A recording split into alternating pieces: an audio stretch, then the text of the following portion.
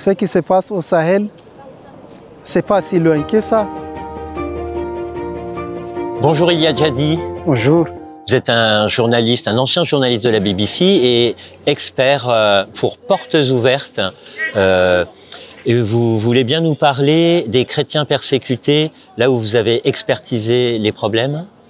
Oui, j'ai eu le privilège d'animer une conférence hier après-midi sur la persécution des chrétiens en Afrique subsaharienne et particulièrement le Sahel. L'objectif, c'était d'éveiller les consciences, d'attirer l'attention sur ce phénomène qui prend de l'ampleur, qui est la source des victimes qu'on voit en termes de nombre de personnes tuées, en termes de nombre de personnes déplacées, qui est à l'origine d'une crise humanitaire de grande ampleur et qu'au point où aujourd'hui, beaucoup d'analystes s'accordent à dire que le Sahel est devenu le nouvel épicentre du terrorisme mondial. C'est là, au Sahel, que les grandes familles du terrorisme, l'État islamique, Al-Qaïda, sont actifs. Sauf que, au regard de l'ampleur de la crise, ce qui se passe au Sahel n'attire pas grand monde, ne mobilise pas l'attention de la communauté internationale comparativement aux autres crises majeures que sont Gaza ou l'Ukraine. Vous êtes basé à Londres, mais votre regard porte sur la France et vous nous avez signalé qu'il y a des conséquences de ces persécutions dans le Sahel, y compris en France.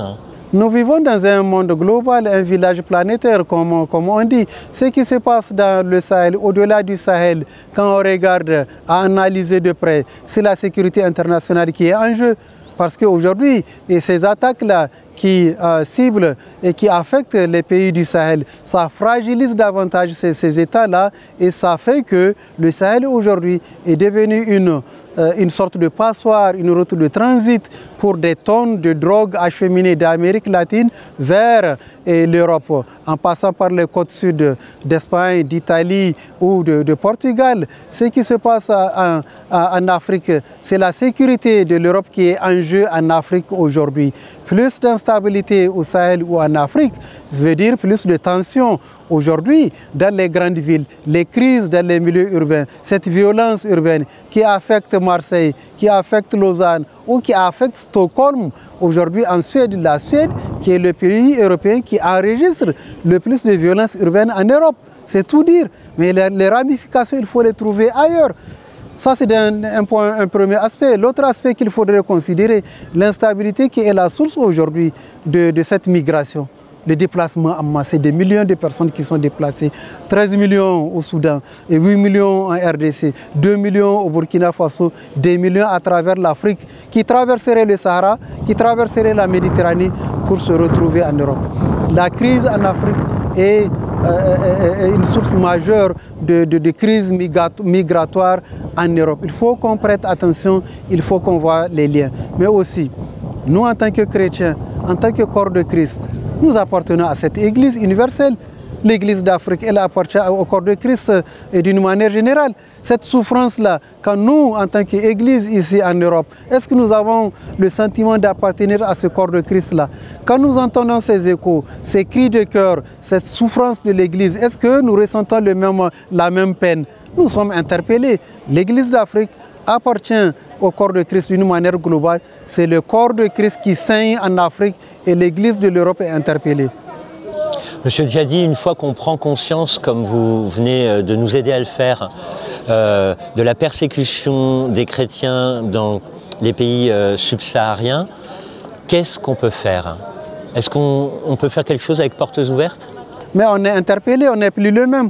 Avant, on peut dire, mais on ne sait pas. Mais maintenant qu'on sait, on a une responsabilité devant Dieu, on a une responsabilité devant cette Église-là, en tant que chrétien, en tant que citoyen du monde. Qu'est-ce qu'on peut faire en tant que chrétien? C'est pour ça que Portes Ouvertes a lancé une campagne, Afrique unie contre la violence, pour stopper la violence, mais aussi pour engager un processus de restauration et de guérison des cœurs brisés. Ces personnes dont la vie a été traumatisée, affectée. Comment restaurer ces vies brisées? Il faut un élan de prière, mais il faut un élan d'action. Nous avons une pétition, tout le monde peut signer la pétition. Mais nous voulons aussi qu'au-delà de la pétition, qu'il y ait un engagement réel pour soutenir l'action. Ces milliers de déplacés qui ont tout perdu, ils ont besoin de logement, d'être relogés. Ils ont besoin de médicaments, ils ont besoin de scolarité pour leurs enfants. Mais aussi, ils ont besoin par-dessus tout d'un appui psychosocial. Parce qu'ils ont connu la violence extrême. Des témoignages sont assez alarmants. Des enfants qui ont vu leurs parents attaqués, tués, découpés en morceaux. C'est des scènes horribles qui laissent des marques. Mais aujourd'hui, il n'y a pas de structure d'accueil. Donc il faut un appui psychosocial. Et au-delà, il faut aider ces familles à retrouver une vie normale. Donc c'est tout un processus qui nécessite une mobilisation. On peut soutenir ces victimes-là par le ministère de Portes Ouvertes qui a une présence sur le terrain, qui travaille avec les partenaires locaux, avec ces églises persécutées. En tant que porte-parole du plaidoyer de Portes Ouvertes, il y a quelque chose d'autre que vous voudriez nous aider à prendre conscience? Oui, il y a urgence au Sahel. Ce qui se passe au Sahel, ce n'est pas si loin que ça. C'est un enjeu de taille d'un point de vue sécuritaire. C'est la sécurité de l'Europe qui est en jeu au Sahel, je le dis encore. Nous sommes concernés en tant que chrétiens parce que c'est le corps de Christ, l'Église du Sahel qui saigne, qui appelle à l'aide. On ne peut pas rester indifférent. L'Église de l'Europe doit se sentir concernée et se mobiliser et à agir.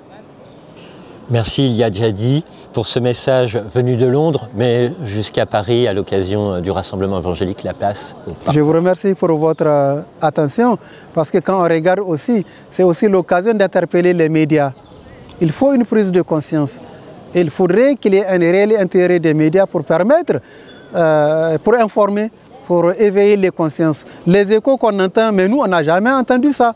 On ne savait pas que ça, des choses terribles, horribles, comme ça se passe à nos portes ici au Sahel.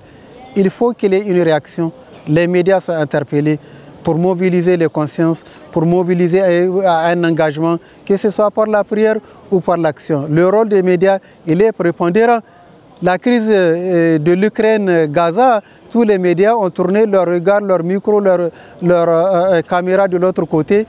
Mais c'est une crise majeure qui se joue au Sahel, qui est devenu le nouvel épicentre du terrorisme mondial. Il y a un déplacement du Moyen-Orient vers le Sahel. Il faut qu'il y ait un déplacement des regards. Il faut que les médias aussi déplacent leur regard, leur attention vers cette partie du monde qui est durement affectée. Nous ne pouvons pas dire que nous ne savions pas. Nous ouvrons les yeux. Merci, merci infiniment. Merci beaucoup.